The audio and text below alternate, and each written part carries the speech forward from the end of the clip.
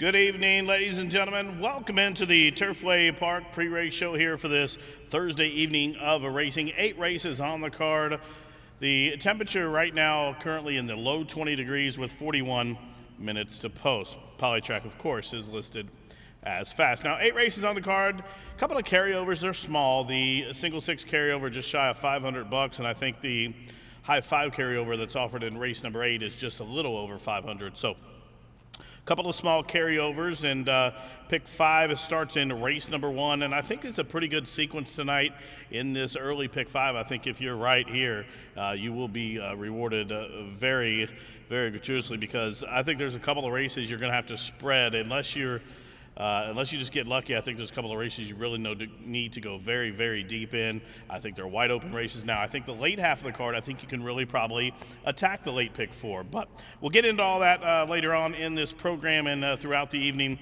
We'll start off with race number 1, the start of that pick 5. It's a maiden 15-10 claimer to go 1 mile, and there is a scratch of number 6, Slick as a Pin. The 6, Slick as a Pin, has been scratched. Now, this race, I think a number of horses can win. This is a race I think you probably would need to spread in. Now, number 5, Stock Chain, is the 3-1 morning line favorite and my top pick, but that was I was very cautious about putting this horse as the top pick. Now, last start here, the horse had the 1 hole going the mile distance and broke and was on heels and kind of got bumped around into that first turn run, and then Lascano kind of panicked and just took the horse to the outside and asked the horse to go so he could get out of a tight spot, and the horse thought it was time to go. Then the horse got a little rank for him and was tugging hard up the backside. In fact, he was 3 or 4 wide the entire journey after that, up and after the lead, and I think the race just got choked out of the horse down the backside. If he learned something from that and can get this horse to settle and not squeeze on him early, I think he has a chance. And the horse through the lane looked like he was going to be 3rd, because into about just inside the 8th pole, almost the 16th pole, he was on his wrong lead and looked like out of the blue, the gray in this race was going to run by him late, and he switched leads and re-rallied. So despite an eventful trip, to say the least, he did run on well, but he is a 16-time maiden, so I want to have some coverage if I'm playing the pick 5. Number 7, B.R. Cooper, another one that's a professional maiden. He's 19 times he's ran, he's never won, but he's got 4 second-place finishes, 4 third-place finishes, and he's an Indiana bred that's been facing much tougher than anything in here. All those were restricted state-bred races up there. Most of those were sired races. When you look in the program and you see maiden special weight 34,000, that means they were sired. Restricted races. The $33,000 purses, that means it was just a bred race, and this one has made almost $50,000 in his career. Like I said, professional maiden with 19 starts, but in a very weak field is my second choice. Now for third, number 8, Edison Fire, comes from the barn of Lisa Merritt. Now this one made its first Polytrack start back on January 17th here.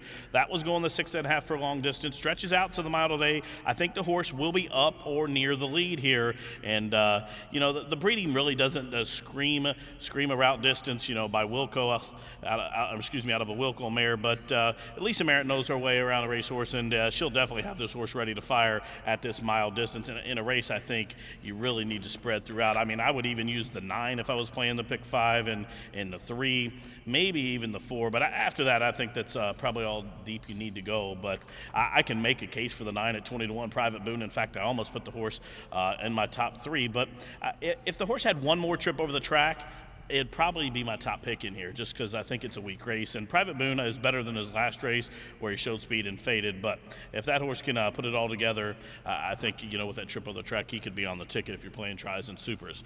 Well, that's my thoughts in race number 1, 5, 7, 8, pick 5. I would spread if possible.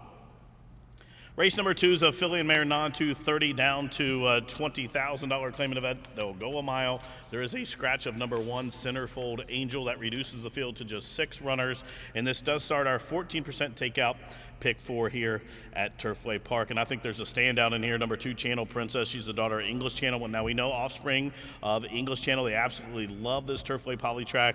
And of course, on the bottom side, she's out of Carnival Kitten, who is by Kitten's Joy. So top and bottom bred for the poly track here, and this horse I think has the best numbers than anything in the field. I don't care which numbers you use, any of the sheet numbers or Briz or even buyers. This filly just the most consistent, has the most consistent numbers of anybody in here. Last start, now she hasn't raced since November 2nd when racing at Churchill Downs, but trainer Mike Evans does a very good job. He'll have her ready. If you look at her work pattern, her last two works have been very quick. And two back, she fired a bullet at the training center, a half mile 46 and change. That was a bullet that day. That's a very fast work over that surface. And then back on January 30th was third of 30 that day. Again, that is a very heavy track, and I think she'll be legged up, and anything close to her best lands her in the winner's circle today. Number 2, Channel Princess, I'm probably going to single her in all my exotic wagers. Behind that, who do you go to? I end up going for number 5,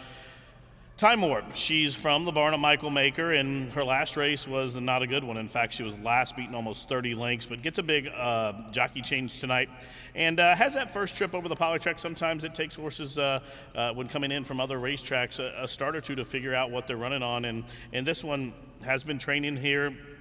Now, second start on the poly track, Mike Maker, Kirk Wyckoff, they're a formidable team, and hot riding Gerardo Corrales up top. That is the 4-1 fourth choice, and my second choice in race 2. Now, number 3, Take Charge Khaki.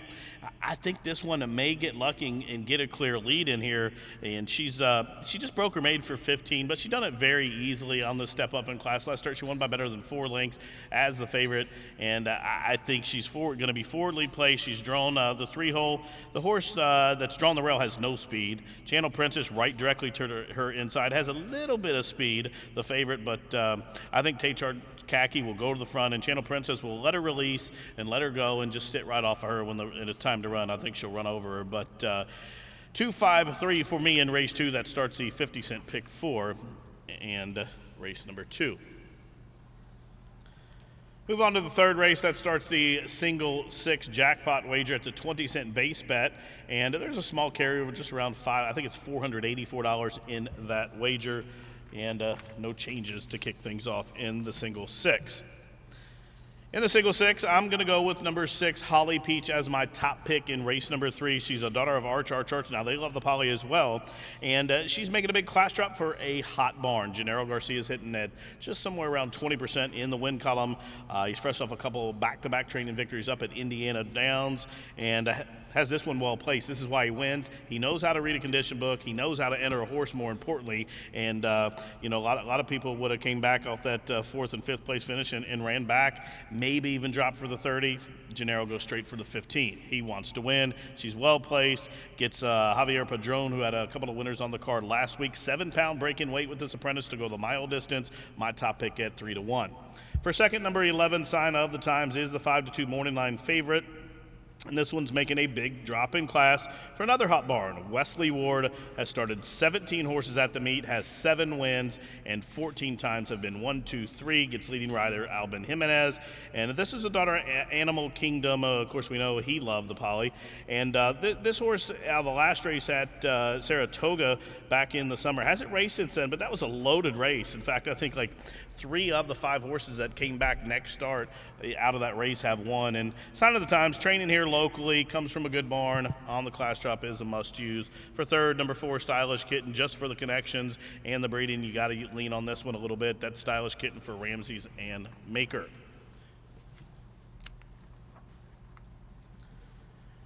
Race number 4 with 33 minutes of post we'll talk about, and this is one of those races, if you're playing the pick 5, early pick 4, even the roll and double or pick 3s. In fact, 4th race is a race I'm going to punch the all button.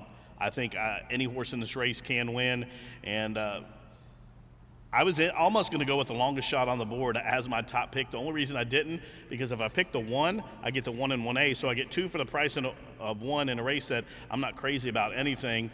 But number 1, Boo Reed. Now, this one was a winner for 15-2 back here, claimed from Wesley Ward by Jeffrey Ross and Ron Brown. Ron Brown is another one who's winning at a high clip here. He just missed leading owner back in the holiday meet, and right now he's 5 wins from 16 starts. I think he's 10 for 16 in the money, and he thought enough of that win to enter this horse back in a first level allowance race. Well, the winner of that race was High Holy, who won off by better than 10 lengths that night. High Holy is one of the favorites in the Battaglia here tomorrow, and Boo Reed on the class trip I think is what you got to like the horse a little bit. And entry mate 1A, get some money. He's okay too. He's beat a couple of horses in this race. He's coming out of the same race, dropping in class. Now, Boo Reed's breaking from the 3-hole, which is okay. At least he's not in the 1 or 2. And then Get Some Money's to the outside.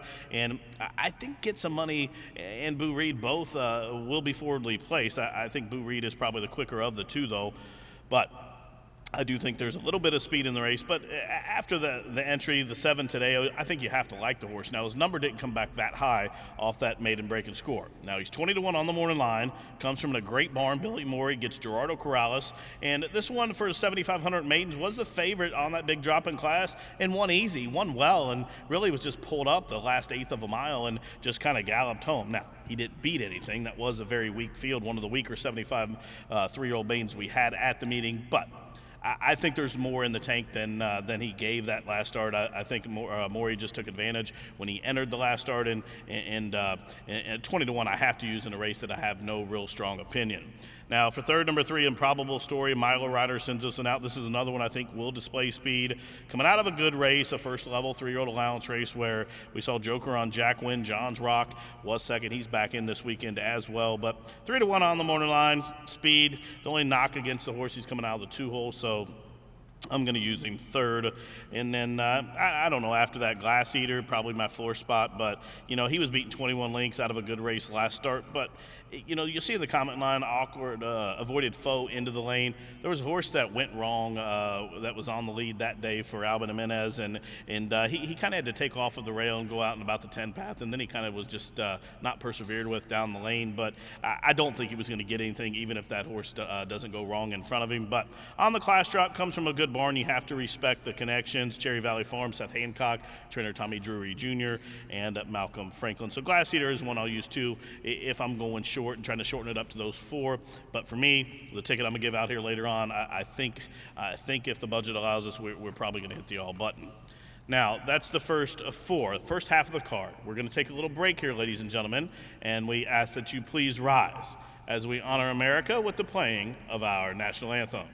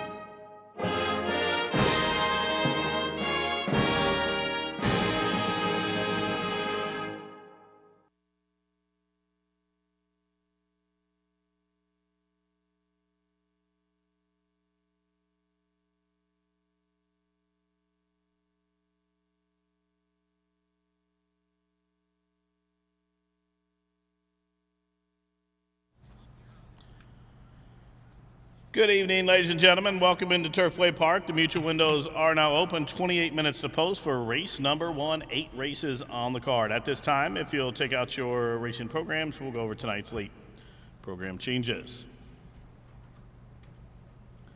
In the first race, kicking off the 50-cent pick 5, scratch number 6, Slick as a Pin. Number 6, Slick as a Pin, has been scratched.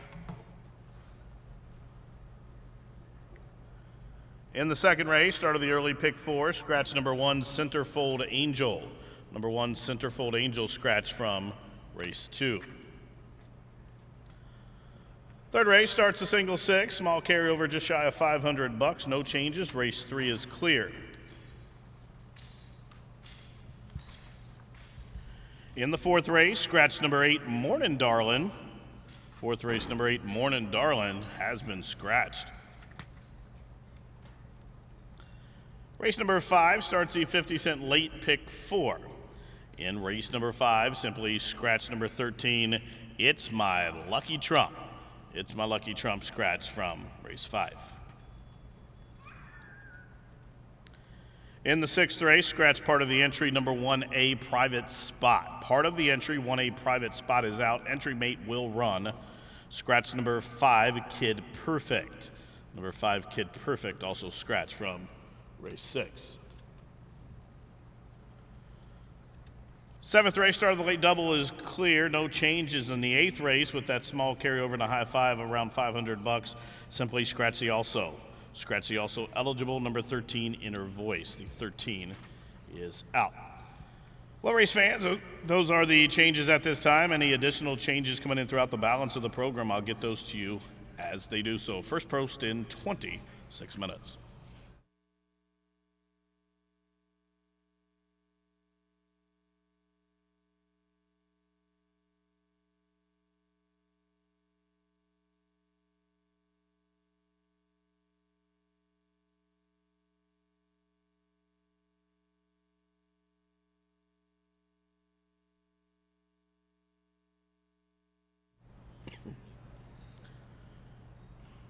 Good evening, race fans. Welcome into the Turfway Park pre-race show. Prior to the anthem and changes, we got through the first half of the card. We'll take a look into the back half of the card with this late pick 4. Now, race number 5 here at Turfway is a maiden 3-year-old special weight, purse $46,000 to go a mile, and it is a very, very competitive race. In fact, I'm going to try to beat the 8-5 favorite. In fact, I won't even use the horse on my ticket. Will not use him in the late pick 4. He was second on debut to a really good horse who I spoke about earlier on the program, High Holy, who's one of the favorites in the Battaglia tomorrow, and then came back as the beaten favorite in a much weaker field than he's faced on debut. Was third, beaten 2 lengths, and going the mile distance, I have some reservations. I know he's by Uncle Mo out of an Escondria mare, but I'm going to try to beat him. I'm going to use a horse, in fact, that's never raced. That's number 2, Black Sheep. By the Triple Crown winner, American Pharaoh out of a mineshaft mare named Nellie Cashman. Now, Nellie Cashman earned somewhere around $350,000. She, in fact, has thrown this is the first foal to race, but she was a runner. She was a multiple stakes winner. In fact, I believe she was a grade 3 winner. She won another stake. She actually won a grade 2. She won the Lake Placid at Saratoga, but was DQ'd. But she does have 2 stakes win on her record. One of those was a grade 3, and she was bred and raced successfully at a route distance. Now, of course, Mineshaft is a 4-time grade winner, I think, and won over $2 million. Now, Nellie Cashman was conditioned by Trey Abbott, mainly up around Maryland and the East Coast, but this horse is very well bred, comes from a good barn, Jack Sisterson, Calumet Farm, and Brad Kelly, and gets Abel Lascano, and the odds is what really intrigued me. 12-1 on the morning line on debut. The horse has been working out very well. Most recently, a bullet there at Keeneland. That was on the artificial. They have an artificial surface there, and the training track there is smaller in circumference. It's not a mile like we are here. So that horse did 48 and 3.5 mile and basically was around the turn almost the entire way. But Black Sheep for me, 12-1, my top pick in the race. I will use number 12, Peerless Brown at 7-2 as the second choice. This one was beaten a length the last start when making the Poly debut. I think that horse will move forward. Second start off the layoff, comes from a good barn, and second start over the Poly track. After that, I was in between a few horses. Now, several of these horses have faced each other, but I just didn't think any of them really appealed to me. I went back and watched the replay on almost every horse in the race, and I didn't like one better than the other. So I ended up going with a newcomer, number 1, Fredericktown, by the Hot Sire Constitution. And this one hasn't raced since November at Santa Anita when making the route debut, was 4th, beaten 14 lengths, has been facing some serious horses out there in SoCal. 8-1 morning line, well drawn to the inside, comes from a really hot barn, and I'm going to use 2, 12, and 1 as my top 3 choices in race number 5, which does start the late pick 4. Race number 6, we do have a couple of changes. Scratch the 1A private spot in race 6, and there is also a scratch of number 5, Kid Perfect. The 1A and 5 are all out of the 6th race. And I'm going to go for the 4-1 shot, third choice on the morning line as my top pick. That's number 9, Newsbox. Now, Newsbox is lightly raced for a 5-year-old, just 23 starts, but the horse has raced here 2 times at Turfway, has a win, couple of wins at the distance. In fact, 9 for 14 at the distance. And the horse is a check getter. He's 15 for 23 lifetime. But what I like, the two back, the 5th beaten 3 lengths. That was a pretty good field that day. Now, several of those horses have came back and won since then, including TT. But the horse Tail of Fame that was second that day came back about a week and a half, 2 weeks ago here at Turfway and won an allowance race. Came out of this five condition claimer and won an allowance race. So showed to me the horse was keeping good company. Well, what'd he do when he exited that race? He came back and then won non-winners of 1 in a year, and he ran out the TV screen. He won by better than 6 lengths. Now, he hasn't raced since December 27th. It doesn't bother me at all. Milo Rider certainly will have him ready to roll. He gets the leading rider. He's 4-1, and he's my top pick. My second choice, in fact, is another pretty decent price horse. That's number 7, How's My Bud. Kind of skipping a condition here a little bit. How's My Bud is 10-1 on the morning line. Now, the conditions of this race is non-winners of 2 since August 13th. In fact, he's eligible for 2 in a full year, but prior to, like his last start, you'll see he's 5th beaten 8 lengths. Horrible, nightmarish trip. He was much the best. Alden Garcia couldn't have ridden him any worse if he was blindfolded through the lane, but was running over horses through the lane. The final 1/8 of a mile, he just checked. He had to eat him the entire way, and hasn't raced since then. But I think the horse might have had a couple of little issues coming out of that race. Maybe coming across heels, I think might have got to cut up a little bit. But he's all healed up, ready to go. And if he runs that race 2 back, where he was in a 2 in 6 months, beating that length against that same horse I talked about, Newsbox ran against, Tail of Fame, he fits in here. 10-1, you have to use him.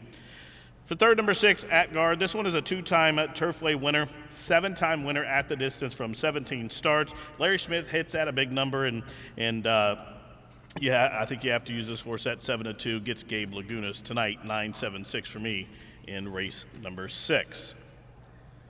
Now the 7th race starts the late daily double here at Turfway Park. It's a optional claimant allowance. It's for horses who have not won 2 other than or non-3 lifetime, or they're entered for a claiming tag of $40,000. They'll go 6.5 furlongs. This race, I think, has an abundance of speed, tons of speed in here, and I think it sets up for the deep closers here at this 6.5 furlong distance. Now, I am going to use number 3, Kitten's Cat, who's the second choice on the morning line, as my top pick, simply because of the possible pace meltdown. I think 4 King Daddy's a better horse. I don't think he can win, because I think if he shows the speed he did last time, he'll puke again on the front end. He'll be hooked, but I think there will be a lot of pace in here. I mean, 6 or 7 of these horses are going to go for the lead. So Kitten's Cat's drawn the 3-hole.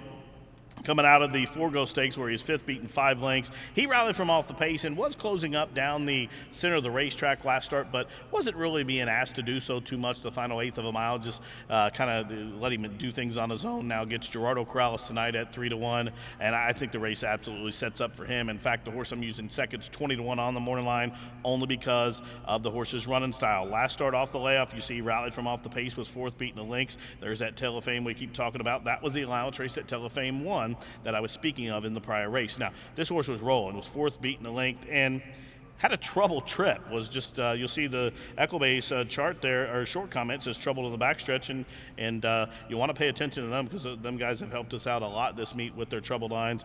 And Thirsty Betrayal at 20-1, I think has a big chance in here with this possible pace meltdown. Now number 4, King Daddy. I think he's probably the best horse in the race, and I don't know. The only race I can really read is his last race here.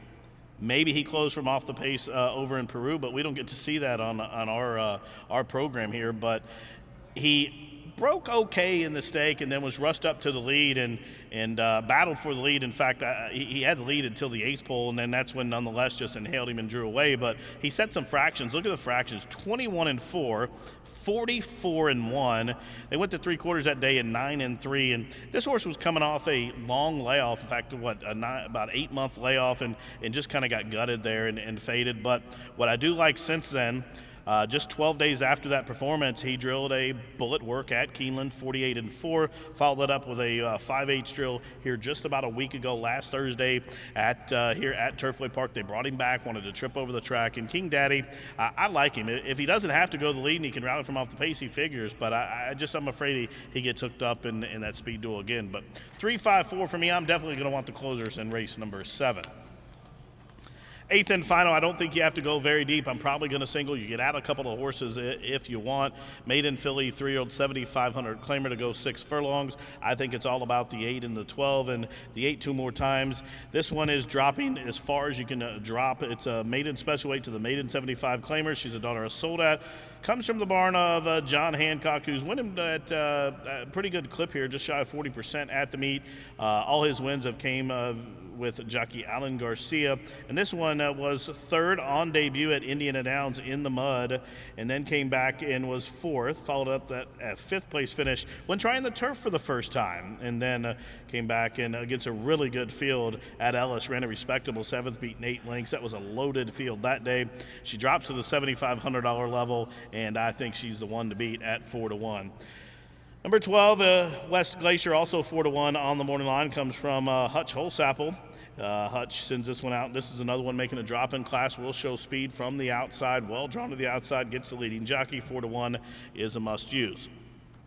My third choice is a first-time starter, number 4, Smoky Kitten, 5-1 on the morning line. She's a daughter by Kitten's Joy out of a Harlan's Holiday mare, owned and bred by Ken and Sarah Ramsey, trained by Mike Maker, Gerardo Corrales up top. Pretty well bred. Her works are nothing spectacular, maybe why she's debuting for $7,500, but off breeding and off connections, you have to use her at 5-1, and she's my third choice in race number 8, maiden 75 claimers. There's a small carryover in the high 5 of just around $500. Well, currently 15 minutes to the post. The horses are entering the paddock as I speak, and don't forget to pick 5 starts in race number 1, just 15% takeout. Good luck.